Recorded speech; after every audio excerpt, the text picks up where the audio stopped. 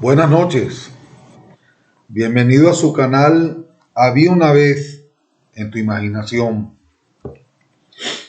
Hoy voy a tratar un tema que me lo pidió una seguidora muy especial, mi prima Marisol Savirov, desde Maracay.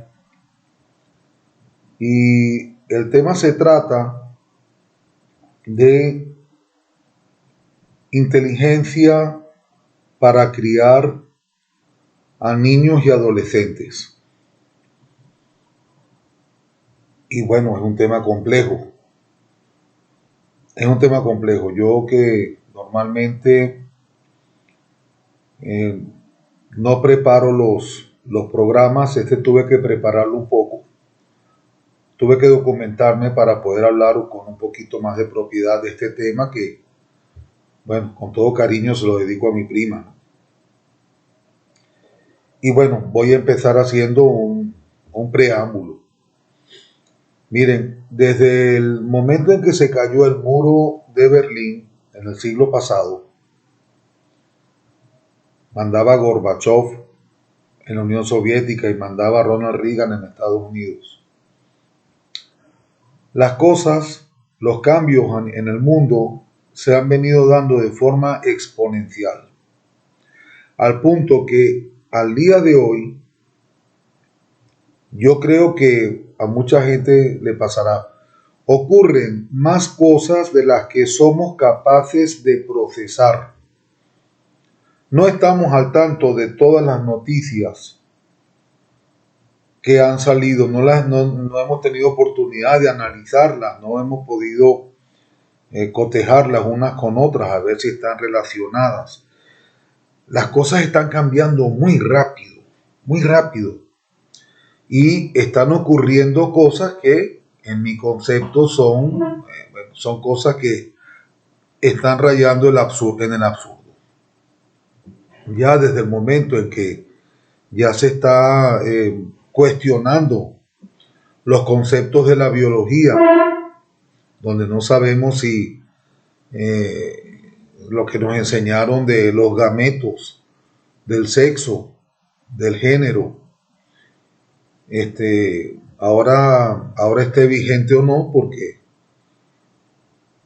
hay una parte que vende una mercancía que a todas luces a mí me parece que es una mercancía corrupta, pero eso no es lo más sorprendente. Lo más sorprendente es que hay quien la compre. Y no es que la compra cualquiera, es que la compran gobiernos, estados, organizaciones internacionales, la compran. Entonces, bueno, es como entrar en el libro de Lewis Carroll, ¿no? Al otro lado del espejo, entrar en el mundo surrealista, entrar en un cuadro de Dalí o en un libro de García Márquez o en la película de Alicia en el País de las Maravillas, ¿no? En fin, donde cualquier cosa absurda está bien que pase y no pasa nada. Bien, entonces en este contexto de mundo de las puertas de nuestra casa hacia afuera que está ocurriendo, nosotros tenemos la responsabilidad de criar y de formar a unos niños y unos adolescentes. Pues ya les digo que la misión no es fácil. Creo que lo primero que uno tiene que hacer en este caso, y sobre todo en el contexto actual, es definirse muy bien internamente en cómo están nuestros principios. Recuerden que no podemos predicar algo en lo que no creemos. No podemos pedirle a nuestros hijos que practiquen esto o aquello si ellos ven que nosotros no lo hacemos porque no creemos en ello, porque nos parece absurdo. Entonces, ¿cómo podemos pedirles a ellos que lo hagan? Más bien lo que vamos a hacer es perder credibilidad si cometemos ese error, ¿no? Entonces tenemos que estar muy claros en cuáles son nuestros principios como padres o tutores para luego tratar de inculcárselo a los hijos. Y allí corren en particular importancia Los principios religiosos, por ejemplo, hay que estar claros, cada familia los tendrá. Si eres ateo, bueno, pues sé consistente, ¿no? Si eres cristiano, musulmán o si, en fin, crees en algo ahí que no sabes lo que es y no practicas nada, en fin. Entonces, cuidado con estos temas, ¿no? Si estás seguro de tu condición, entonces transmítela. Si no estás seguro, entonces es mejor que o te preparas mejor o no toques el tema porque los puedes confundir. Luego están unos principios, bueno, básicos de urbanidad, de buenas costumbres, que yo considero que son comunes, ¿no? Para todo credo y costumbre. No robar, ser honesto, no pegarle a los niños pequeños ni a la gente mayor, no abusar, no faltarle respeto a la gente, en fin, principios de urbanidad. Principios de urbanidad que, una vez más, ¿no? Deben ser inculcados con el ejemplo. No puede hacerse ni siquiera, no debería, ¿no? Matizarse la seriedad de estos principios ni siquiera a modo de chiste. Y si es chiste de adultos, bueno, que no estén los niños delante, ¿no? Porque eso tiende a confundirlos. Y luego tenemos otro reto más, que es lo que ellos se van a encontrar en la calle, que eso ahí no lo podemos controlar. En la calle, en líneas generales, para resumir, eh, los adolescentes, los niños y adolescentes, optan básicamente entre dos roles. O lideran o son liderados. Hay un tercer rol, que es el rol del solitario. El que dice, yo no le doy ejemplo a nadie, pero tampoco me dejo llevar por nadie. Ese es un tercer movimiento, pues, que del clásico adolescente que tiene pocos amigos, que no se junta en grupo, que es muy introspectivo. Eso ya lo vamos a ver ahora con un relato muy interesante que tiene que ver con la inteligencia, ¿no? Entonces, nuestros adolescentes al llegar a la calle van a tener que optar entre liderar, si tienen madera de líderes, o seguir las modas, las costumbres, para ser aceptados en los grupos de amigos, en los grupos sociales, o si están, vamos, preparados para la soledad social, ¿no? De no juntarse con casi nadie, ser una especie de lobo solitario y bueno, y así. Fíjense, la calle, digo yo, la calle no es solamente el lugar donde ellos vayan a salir de fiesta, la calle también es la escuela. En la escuela también pasan muchas cosas, muchas, muchas. Y de la escuela a veces traemos consecuencias. Por ejemplo, es muy común que el niño que es muy bueno en matemáticas gane fama de ser inteligente.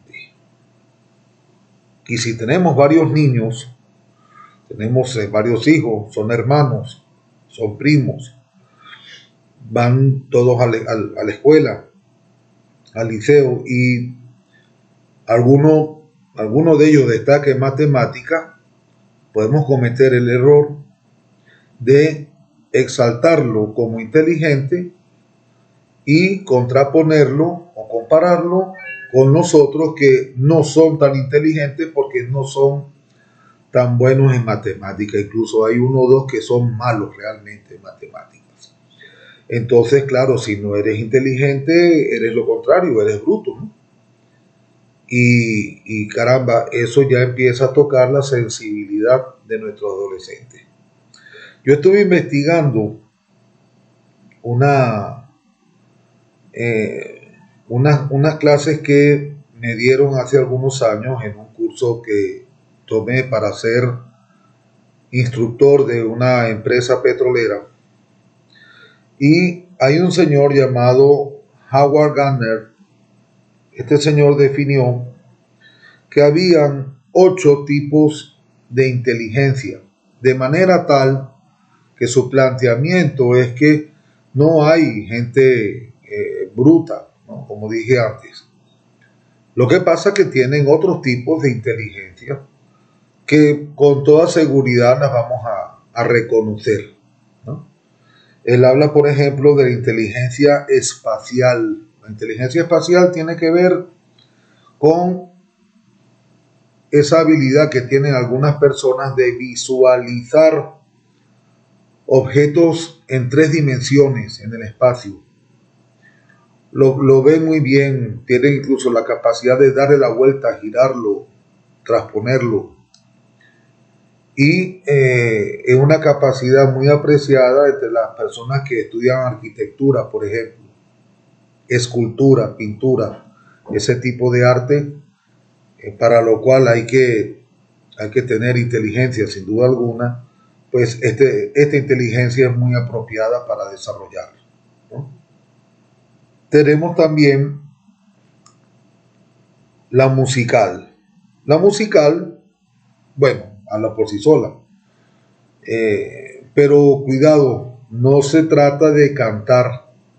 La musical se trata de la capacidad que puede tener una persona en retener, en asociar inmediatamente una seguidilla de ruidos, de movimientos con música. Por supuesto, si a esa persona luego se le educa, se le enseña solfeo, entonces perfectamente podrá asociar en cualquier momento, asociar cualquier melodía, cualquier, iba a decir ruido no es la palabra correcta, ¿no? Para este caso, melodía tampoco lo es, pero bueno, cualquier tonada musical, cualquier ruido que él escuche, cualquier cosa que él escuche que lo pueda asociar con música, tal vez sería lo más correcto. Sería pues este tipo de personas que tienen este tipo de inteligencia particularmente desarrollada. Tenemos la inteligencia naturista, que son estas personas que eh, tienden a construir de cualquier cosita que encuentren, de una piedrita, un palito, un canuto, un botón de una camisa que se cayó, y te construyen cualquier cosa. O sea, tienen esa habilidad para aprovechar lo que tienen a la mano en la naturaleza para crear cosas. Eso también pues tiene que ver con la parte artística, sin duda. Luego tenemos hay dos, la interpersonal y la intrapersonal. La, la primera, la interpersonal, pues a veces lo llaman don de gentes, ¿no?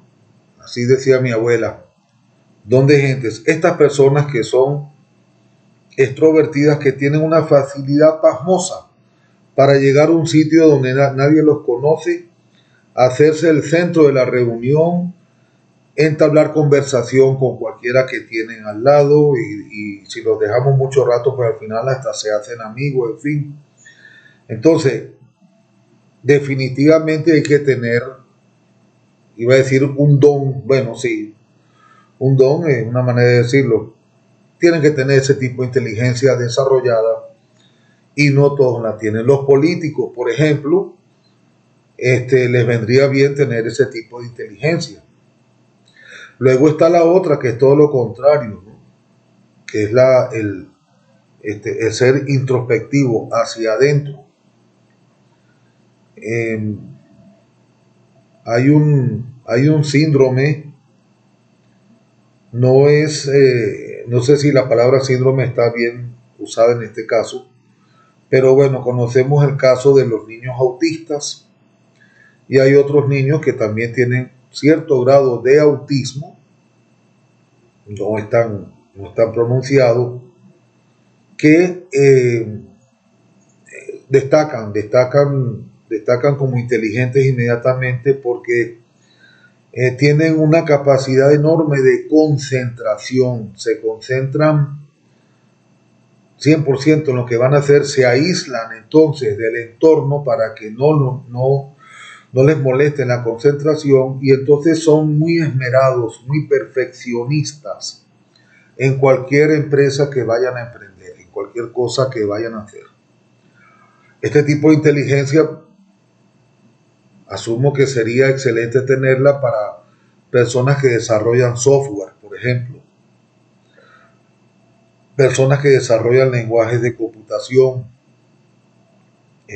deben tener las ideas muy claras, deben tener ese don, voy a usar otra vez la palabra, ¿no? De cerrar los ojos, concentrarse y encontrar dentro de sí todo lo que tienen que plasmar en su trabajo, ¿no?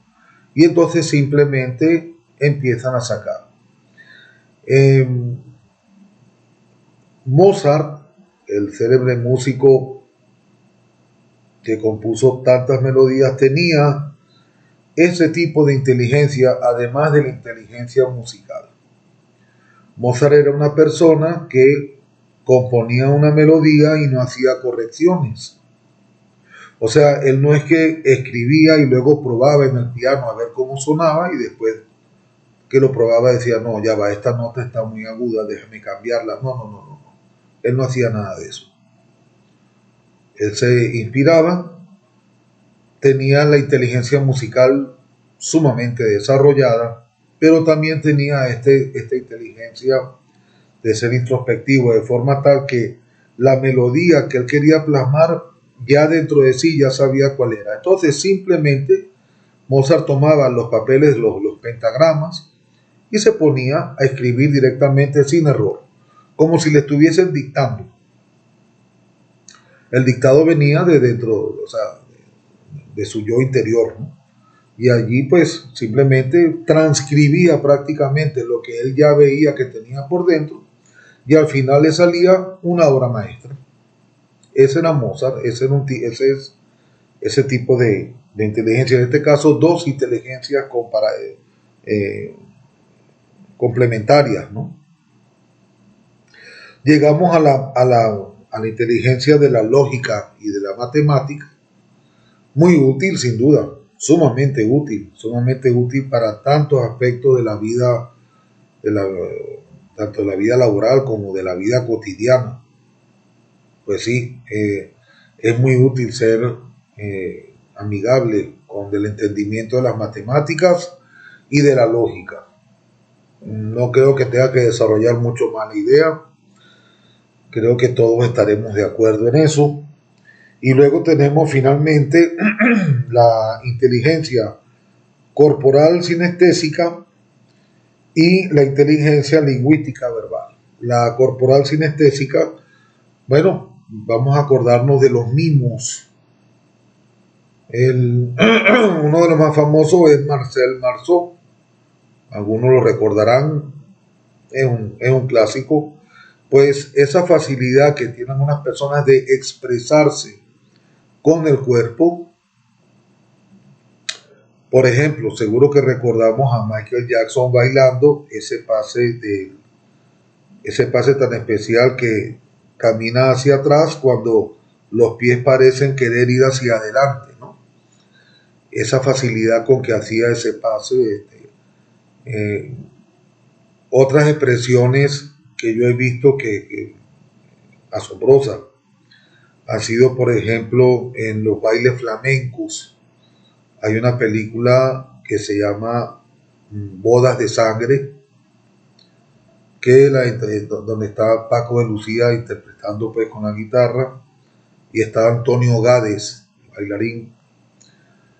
Y la película llama mucho la atención porque no hay diálogo, la gente no habla, la gente solo baila y tiene expresión corporal. De forma tal que es una película que la podría ver gente que hable cualquier idioma y la ve y la entiende y sabe exactamente lo que está pasando y puede llevar perfectamente la trama porque la expresión corporal que tienen los actores es Es asombrosa, es increíble. Finalmente, la de la lingüística verbal, eso es para los escritores y los oradores, esta gente que sabe muy bien usar las palabras, pueden definir una situación con las palabras correctas, lo que a cualquier otra persona que no tenga esta inteligencia tendría que hacer el intento en repetir tal vez varias veces la misma frase, la misma oración. Si se pone a escribir, podría escribir hojas y hojas y no terminaría de definirlo. Estas personas tienen la capacidad, por la inteligencia que Dios les dio, de expresar la idea, de resumir lo que está pasando en pocas palabras, y es algo exacto, preciso. Entonces, a estas personas se les da muy bien el orar es decir, comunicarse en público verbalmente, y el escribir, ¿no? Escribir libros, pues también se les da muy bien. Entonces, hice este repaso de las 8 inteligencias del señor Howard Gardner, porque en la crianza de nuestros hijos probablemente podamos reconocer algunas de estas inteligencias en todos ellos. No quiere decir que uno pueda tener solamente una, o no. De hecho, la teoría de este señor dice que todos tenemos algo de las 8 inteligencias, solo que a veces muy poquito de unas y muchísimo de otras, y otras veces pues tenemos un poco de cada, ¿no? Vamos como un promedio, pero las tenemos. Entonces, esto está bien saberlo, porque la próxima vez que vengan nuestros hijos con el boletín de notas del colegio, del liceo, y comparemos, bueno, claro, sin confundir, ¿no? Una cosa es que alguien no sea particularmente bueno en matemáticas, y otra cosa es que no quiera estudiarla, se la rechace, se meta flojo y entonces repruebe todos los exámenes. No, así tampoco es, ¿no? Hay que hacer un esfuerzo, sobre todo porque el bachillerato es una etapa de la educación donde estamos obligados a ver todo tipo de materias de las que nos gustan y de las que no nos gustan, ¿no? Hay química, física, matemática, pero también hay educación artística, ciencias de la tierra, literatura, en fin, inglés, idiomas. Entonces, hay gente que efectivamente sale muy bien en todas las asignaturas, ¿sí? Definitivamente son muy inteligentes. Pero hay otros que no salen tan bien en algunas porque simplemente no compaginan, pues, con eso. Y no por eso son brutos, cuidado, hay que elegir bien las palabras, ¿no? Yo de verdad evitaría en lo posible llamar bruto, ¿no? A un adolescente, porque a esa edad las palabras hieren, y bueno, a esa edad y a otras también, ¿no? Pero al niño, al joven particularmente, esas palabras les pueden marcar para toda la vida, ¿no? O generar rencores que luego, pues con el tiempo, uno no sabe por qué la actitud de este muchacho para conmigo es así, tan distante y tal. Resulta que hace, qué sé yo, 30 años atrás tú le dijiste bruto, o le dijiste otra cosa más, y eso nunca te lo perdonó. Nunca lo pudo digerir. Y tú no le diste tanta importancia, porque tú dices, bueno, pero es que, por favor, bruto tampoco es un insulto gordo. Hay palabras peores, ¿no? Hay palabras peores, pero cuidado con las palabras, porque no tienes que darle el insulto más soez que hay para herir a alguien en sus sentimientos. A veces digamos, una calificación más leve hace mucho daño. ¿Mm? Todas estas cosas tenemos que tenerlas presentes a la hora de criar a nuestros hijos, ¿no? Pero yo quiero volver a insistir en la parte esta de los principios y valores. Los principios y valores son como los fundamentos de una casa, de una construcción. Eh, Al final el niño se hará hombre, se hará mujer, saldrá a la calle, hará su vida, pero si tú le has inculcado bien esos principios y valores. Si lograste detectar que a lo mejor él era particularmente propenso a dejarse arrastrar o a dejarse llevar por algunos antivalores, lo detectaste y lo lograste corregir, bueno, hiciste un buen trabajo. Hiciste un buen trabajo y definitivamente eso, eso va a ser de esta persona cuando sea adulta, pues lo va a definir, ¿no? Y indistintamente que luego sea más exitoso o no en la parte laboral, según lo que sea, comerciante o empleado, o en fin, anyway. Pues más allá de eso, los calificativos de es una persona honrada, es una persona cabal, es una persona con gran sentido común, esas cosas pues son particularmente ganadas aquí en casa cuando son niños y alguien que les pone cuidado los está criando. Bien, bueno, era lo que quería compartir. Tal vez esté un poco largo este tema, pero de verdad me sentí muy bien haciéndolo, me sale fluido. Creo que podría hablar mucho rato más, pero no quiero abusar de la paciencia de ustedes. Y bueno, a mi prima un abrazo, un beso y espero que le haya gustado este capítulo de Había una vez en tu imaginación. Buenas noches.